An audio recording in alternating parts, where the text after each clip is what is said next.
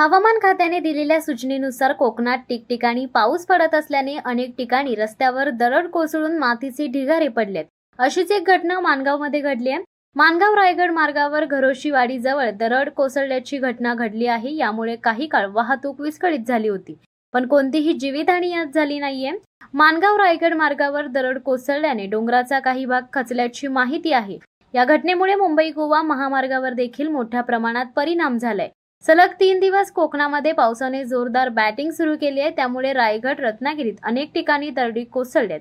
यामध्ये कोणतीही जीवितहानी झालेली नाही। शिवसत्ता टाइम्ससाठी दीपक दबके, माणगाव।